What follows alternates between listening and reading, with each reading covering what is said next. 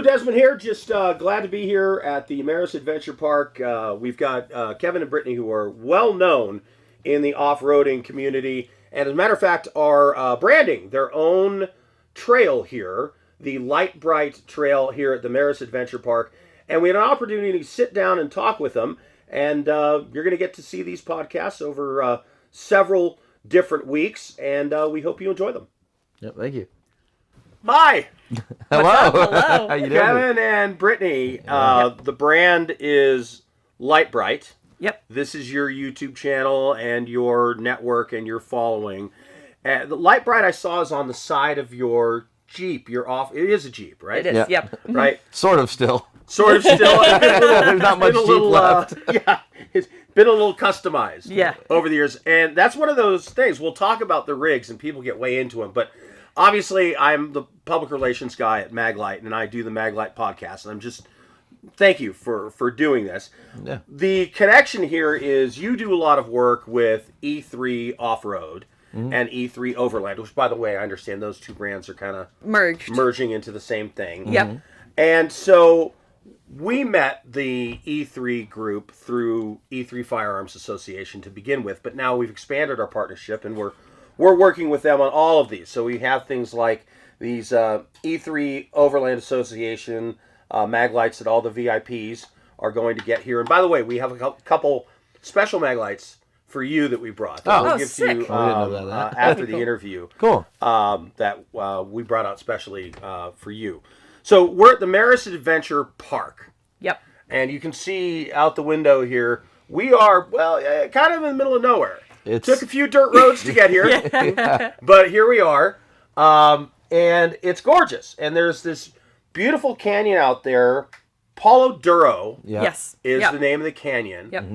And my understanding is that this is sort of the inaugural design of what is called a challenge trail under your brand, right? Correct. Yes. Okay, can you explain a little bit about what that is and how it works? Yeah. So basically, we've been working really closely with the Maris Adventure Park to build, essentially, it's a Lite Brite trail. So there's one specific trail that they're designing for us based on our history of off-roading, which is pretty hardcore stuff. We do more advanced and hard stuff, and so we wanted him to... So I'd be very frightened. Yeah, we wanted him to designate a specific trail that was like, you know what you're getting into. Like, when you show up, you know it's going to be difficult. difficult. You know you might flip, you might be winching, you better not come out. You can't come do it alone. Yep. You have to have a backup, you have to have a buddy.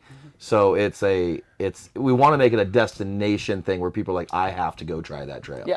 And then, of course, the Lite Brite Challenge is essentially, it involves, the Lite Brite Trail is kind of like the final boss of the challenge. But leading up to it, there's 5 or 6 other trails. And the way they kind of rate their trails out here is by colors. So you have greens, blues, blacks, and then like double blacks. All right, so this is all completely new to me. My experience of off-roading is, for a while I lived in the inland desert area of Southern California. Okay. We've been out there. Barstow, Victorville area. A lot of people. And when I think off-roading, I think ATVs and motorcycles. That's what most people think, yeah. They're blasting through the sand in the desert, and there's a group of RVs, and they're there for the weekend, and there's a lot of imbibing of adult beverages. Right. It's a thing. Yeah, right? it's a thing. It's a whole get-together. It's a whole get-together, and there's a bonfire, and, so on and so forth. And so that's my experience of off-roading. And then I come out here, and it's like, wait a minute, that canyon looks like someplace that would be very hard to get into and get out of. Right. Yes. Yeah. And so this idea that you would be doing these really super I'm sorry, you might flip? Oh, yeah. You roll the Jeep just over. Roll the Jeep. Yeah. Yeah. And this is a normal occurrence in your world that yeah. It happens. It happens. Okay. Good to know. People flip their four-wheelers. People flip their side-by-sides. People fall off their dirt bikes. Yeah. So it's a little bigger and a little more expensive, but it's just as much, if not more fun. Now, how did you get into this? How did you get into off-roading? Okay, so it was more of an accident, sort of. So a buddy of ours, we were living in Texas, and a buddy of ours who was from Colorado took us to Colorado to go explore the mountains and go hiking and go off in his Toyota Land Cruiser. we absolutely like fell in love with nature because I'm from Las Vegas, she's from Texas. Yeah, We're Dallas, both from big cities. But the minute like somebody took us off into the mountains, we knew that we weren't big city people. Like we knew Getting away from the hustle and bustle of the daily life, the views, being out in nature, just it was something we absolutely fell in love with. And Right. so he decided and then convinced me. Hold on. We went to Colorado, then we also had gone to Japan, and it was funny because I changed my Facebook, like a little thing on my Facebook that says, I just want to move to Japan, or I guess Colorado would work. And like 2 months later, I'm like, we're moving to Colorado. Like Japan's not really an option. Colorado. Yeah, I was like, Japan's not really an option. So like we're moving to Colorado. Sushi, outdoors. Yeah.